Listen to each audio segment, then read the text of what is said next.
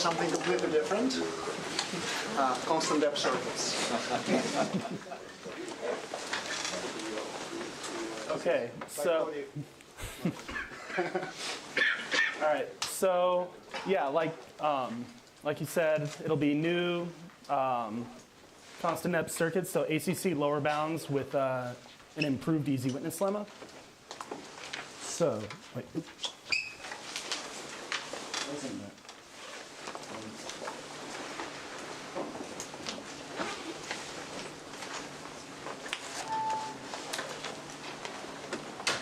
There we go. All right, so start with the previous results. So by my co-author, Ryan Williams, we have that NX is not an ACC. So just the obvious, NX is just non-deterministic exponential time. And here's the definition of ACC, but for the purposes of this talk, it doesn't really matter. All that matters is that it's a really annoying circuit class to prove any kind of lower bound for. And so just a general sketch of how it was proved. You start with some typical circuit class. So ACC is one example of that.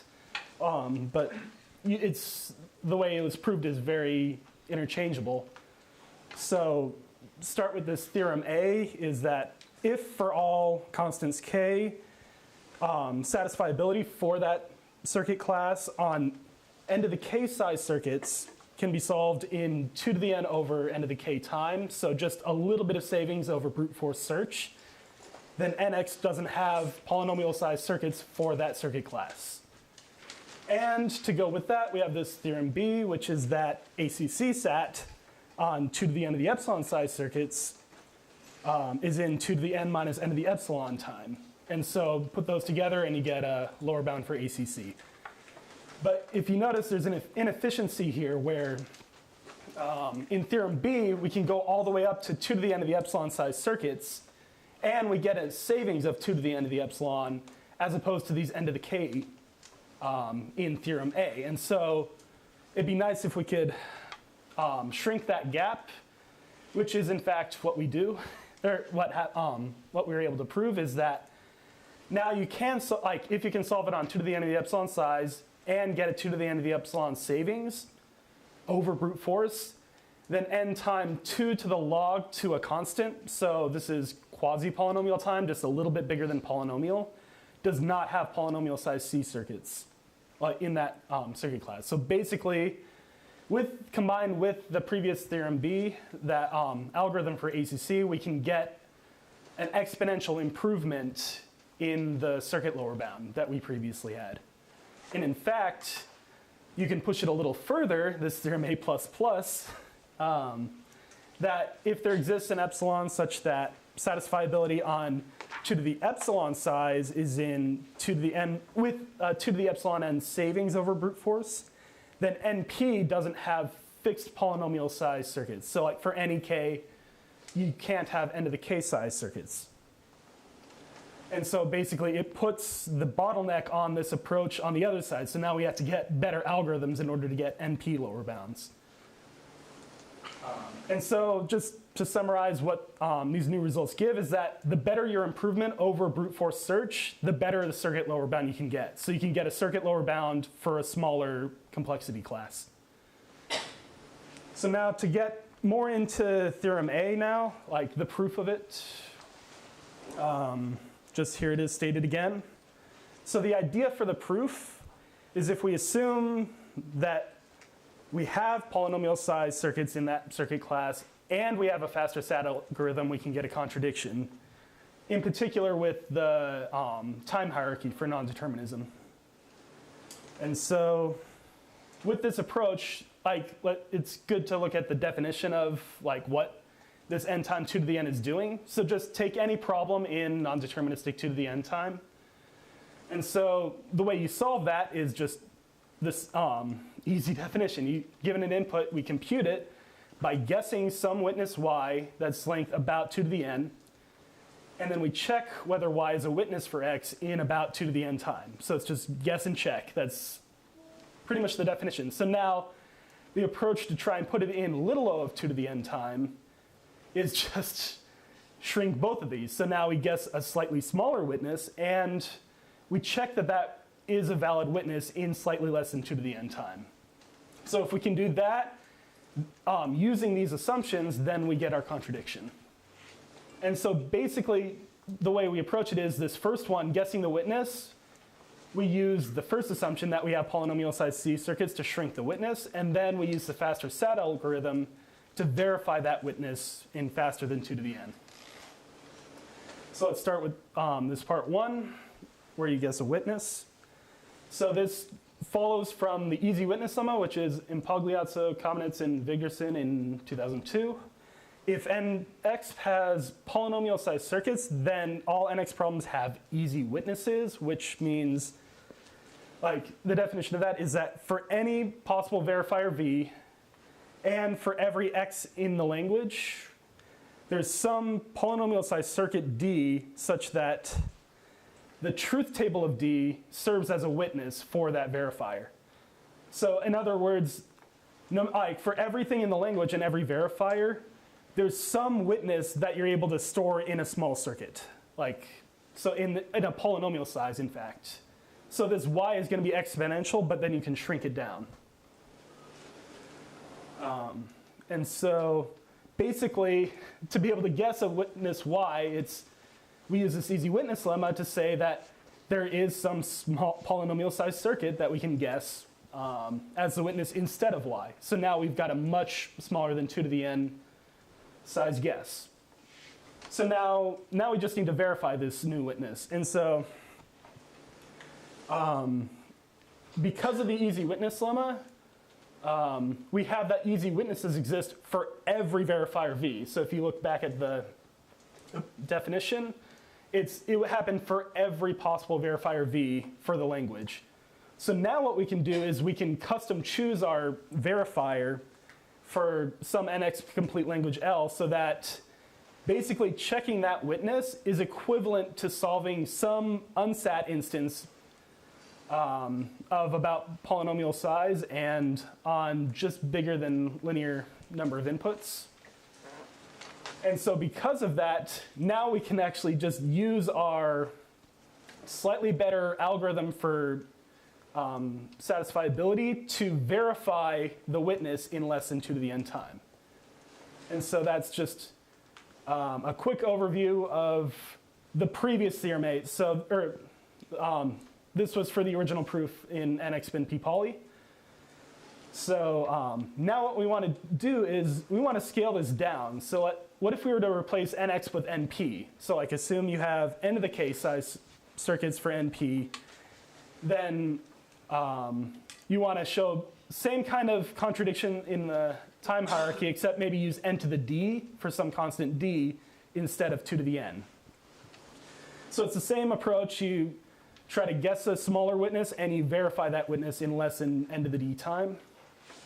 Problem is that this first step no longer works because the easy witness lemma only works for nx.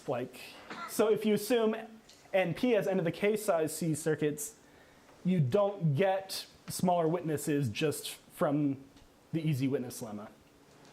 And so the way around that is we were able to prove, so here's the old easy witness lemma for nx, and we were able to prove a new easy witness lemma is that if np has n to the k size circuits, then all np problems have slightly bigger but still fixed polynomial size witnesses.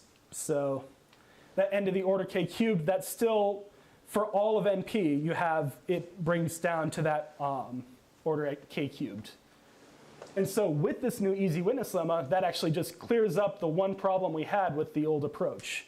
And so now everything passes through, and we get this theorem A++ actually works all the way, assuming this easy witness lemma can be proven. When you say that y is a length little of n to the d, yeah, it's sort of like a compressed representation of y. It's not really y. Y is actually of length n to the d, right? Right. I guess, yeah, yeah, maybe a bit misleading that I'm saying some witness y. It is a new witness. Instead of y, it'll be that d that I mentioned, the circuit, which then you can unpack to get y. But yeah, you're right. Yeah, it's not going to be the same y that you had originally, because that y was too big. All right, so now I'll move on to the easy witness lemma. So I'll show how the original was proven, and then why it couldn't scale down before, and then what we did in order to get it to work. So we have this easy witness lemma. If nx has polynomial sized circuits, then you have polynomial sized witness circuits. So basically what we want is if time 2 to the n is in size n to the k for some k, then you have an n to the c size witness circuit for some c. And so to prove that, you assume the negation. So basically, you have small circuits, but n times 2 to the n, you assume does not have these kind of witness circuits. And we want to prove a contradiction from that. And so basically, the original approach, you could say, like, or one way to look at it is to take a function for which we know doesn't have size n to the k circuits, so there's one in p space, for example, and try to show that under these assumptions, you can construct circuits that small. And so the basic structure of that proof is like you start with this p space language, and then because nx is in p poly, you can put p space in Merlin-Arthur, and that's from a Karp-Lipton lower bound, or a Karp-Lipton result. And then you can de-randomize this Merlin-Arthur, which I'll get into in just a second. And then from there, just from the assumption nx spin p poly again, you can actually then put it again in size n to the k and get the contradiction. So now just to elaborate a little bit more on this middle one, which is kind of the only interesting, or the most interesting part of this, is that we have to take this assumption that we have n to the c size witness circuits, or I guess just to remind you, this is the definition when you have them. It's that for all languages, for all verifiers, for all inputs, there exists an n to the c size circuit.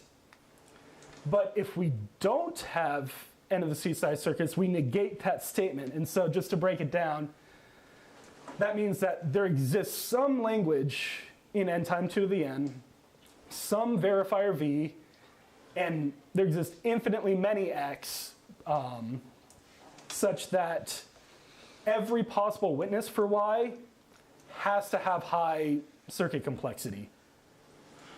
And so it's because before you had that, there exists a y that has low circuit complexity. So now for all y, you have high circuit complexity. So because of that, if we give these infinitely many bad inputs as advice, then what we can do is take this verifier and then just guess and check a bad y which has high circuit complexity by the assumption. So is that clear? So basically, yeah, it's you take your bad inputs as advice, and so that's where these n bits of advice come from, and the infinitely often, is you take that as advice, and then you can get a hard function which then, with that bad x, you can guess a bad y, and then actually use that y with high circuit complexity to construct a pseudorandom generator that fools n to the 2D size circuits, let's say. And then that actually allows you to de-randomize the Merlin-Arthur protocol. And with non-determinism, you can also then like guess Merlin's message and then basically de-randomize the circuit from there. So hopefully that was okay. Is there? All right. So now we want to scale it down to NP. So for this new easy witness lemma, instead of NX, we now move down to NP. And so same approach, assume the negation, and try to prove a contradiction. So if we try to use the same language as before, we run into a problem that before we had that if nx was in p poly, then p space is also in p poly, so it collapses to Merlin-Arthur. But now all we're assuming is that NP has fixed polynomial sized circuits. So we no longer have this first step. And that's where the old easy witness lemma broke down. And so the solution is basically use lower bounds that have come out since then, or one approach you could do. So Santhanam in 07 proved that Merlin-Arthur with one bit of advice is not in size n to the k. And then, so basically, because we had Merlin-Arthur here anyways, we can just try to fit that in and see if the proof works now. But now there's a new problem that this Merlin-Arthur lower bound is a little bit weaker than the previous one. So for the p-space language, we have that this circuit lower bound works for every possible input length. And so we're able to, even if this is infinitely often, we still get, like for infinitely many input lengths, we still get a contradiction. But now with this new Merlin-Arthur, that isn't the case anymore. And so this isn't a contradiction as it is. And so because it doesn't hold for all input lengths, we have to basically strengthen this Merlin-Arthur lower bound just enough to be able to like overlap, like get a certain number of circuits that shouldn't exist. Like so basically, yeah, strengthen the lower bound and push down the upper bound until they cross and you get the contradiction, which I don't believe we have enough time to get into that, but just, yeah, to conclude, we have that just even a slightly faster circuit SAT algorithm can imply circuit lower bounds for classes as small as NP, which before all these approaches only worked for NX, and so now we can get even everything in between, like NQP or whatever. So the better your algorithm, the better your lower bound ends up being. So just to get into some open problems, like the bottleneck on this approach is now on the opposite side. So before we had this easy witness lemma was the limiting factor. But now since that scales down to NP, even the ACC result, if we had a better ACC algorithm, now we could even possibly push that lower bound even further. And so now we just need to work on if there are any efficient circuit SAT algorithms, we can improve these results. And then it would also be interesting to see like if we could extend these kind of techniques beyond non-determinism to like, for example, BPX, or like rather than just shrinking from NX down to NP, what if we went to other ways like EXP or BPX? Can we use some kind of approach similar to this to prove new things? And so I guess if I've, oh, yeah? So when you say efficiency of the SAT algorithm, I think what the dominating factor is which circuit size it applies to rather than the running time. Is that correct? It's a little of both, that like you want to be able to work with larger circuits, but you also want to save a larger factor over brute force search. So like if I go, I probably can't go back, but like the original result was like polynomial size circuits with polynomial savings over brute force, and then it scales up to like 2 to the n of the epsilon size circuits, but also a 2 to the n of the epsilon savings over brute force in the algorithm. So you kind of need both in order to get the new algorithm. But something I didn't get into in this talk was you don't even need to use it just for generic SAT. Is like you can solve an even weaker problem actually of circuit approximation. So like you only have to be able to tell the difference between like things that are unsatisfiable and things that are satisfiable almost everywhere. So that's a much easier problem that we believe should be able to solve as opposed to regular satisfiability. I mean, that's just any randomized algorithm will solve that. And you can even add non-determinism to your algorithm and it's still, this argument will carry through. So basically, yeah, the way I showed it, it seems harder than it actually should be. That you only have to show that basically being able to tell difference between unsat and mostly sat. Like any improvement over brute force will still give you a new lower bound. And I guess if I've still got some time, I can try to cover a little bit of the Merlin-Arthur lower bound.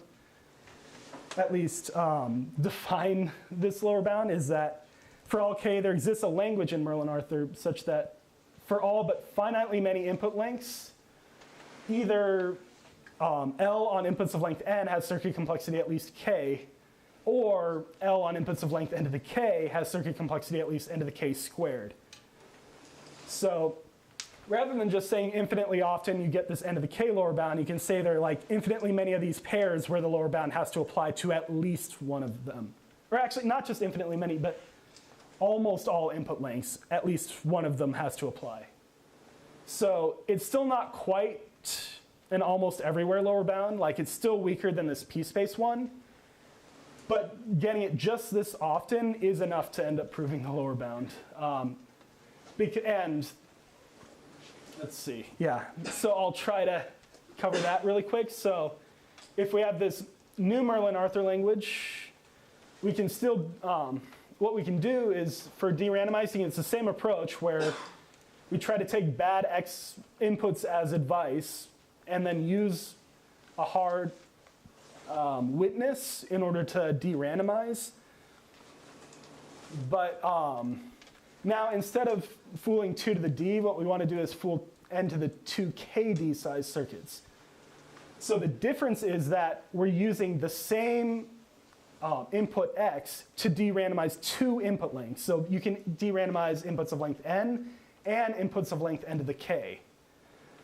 So then, I guess with that, like because you're now de-randomizing 2 input lengths, what you have is that there are infinitely many of these n's. So then for infinitely many n, you can de-randomize both n and n to the k. So you have this IO is for infinitely many of these pairs of input lengths. That you have L sub n has an n to the k size circuit, and L on n to the k size inputs has an n to the k squared size circuit. But this Merlin-Arthur lower bound is a contradiction to that we shouldn't be able to have infinitely many of these pairs. And so that's the contradiction. So I know that was a bit of a rush, but hopefully some of that made sense. Okay, and that's really it. Thank you.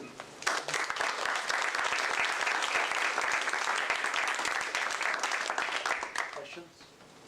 Yeah. So when you spoke about extending the techniques to X and BPX, so it wasn't clear to me what you meant, because for X, for example, it was polynomial size circuits, the transcript can be described by small circuits, but you meant something different.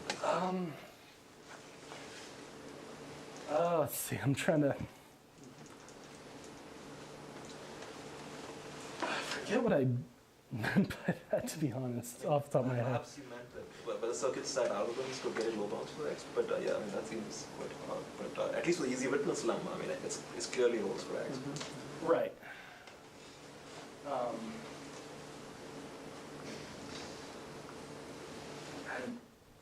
Sorry, I can't remember. But for BPX, even the easy witness part makes sense, but it's not clear how to prove it. Well, I mean, Igor and I have Oh, you did? for BPX. Yeah. Since we have a few minutes, could you say a few words about how you prove this lower bound on MA?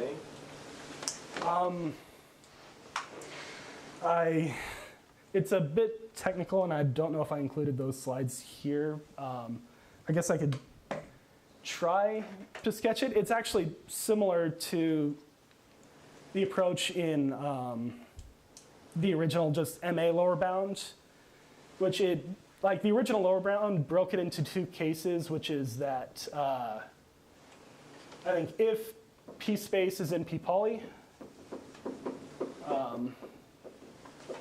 and if it's not. So basically, if it's in P poly, then you get P space equals MA, and then you can get the lower bound pretty easily. And if it's not in P poly, there's a way to use the advice to, I guess, use just, I think there's a P space complete language to or you use the lower bound itself to prove that it's not in size n to the k. And so basically this technique kind of puts those into a single algorithm where the advice tells you which of these cases you're in. Like, is there a p-space circuit of this size that you can guess and use to just solve a function you know to be hard by diagonalization? Or if that doesn't exist, you can just try to solve, or like, I guess if it doesn't exist, then you have a lower bound on some p-space language, and you can try to use that for that given input length. Yeah? It's okay. Yeah, thanks. Yeah, it's something that bothered me since we wrote this paper. I mean, why the randomization appears in this? I mean, it's a completely complexity theoretic result. Even the simple case that says that if nx has polynomial size circuits, then nx equals x, I guess. Even this we don't know how to prove without NW generator. What is it doing very well? I mean, so there should be, I mean, I don't know, I tried, I guess I tried. Yeah, there should be another proof that uses no de-randomization whatsoever. Yeah. Yeah, it really does seem like it, but I don't know how you'd go about that. I think you'd have to do something other than easy witnesses, because, I mean, I've thought about it with Cody for so long that, like, when I think of the complement of easy witnesses, it's exactly something verifying a hard function, so why not? Yeah, but even if you have a hard function, it's not clear why you should feed it to a pseudo-random generator. No, I mean, it is clear, because you are already thinking of MA, and you're really already thinking of So you this have a way of description proving of a it. hard function, so maybe you can just use this to somehow prove NX. Yeah, forget MA. I mean, well, if you introduce randomness, then it's natural to de-randomize it. But there's no reason to. I mean, I don't know. So we need something else where hard functions give us algorithms. Yes? Yeah. Yeah, without randomness, yeah. Yeah, I mean, we just, we're given hard function, make hard function aid. I mean, I don't know. More questions, comments? Let's thank Cody again.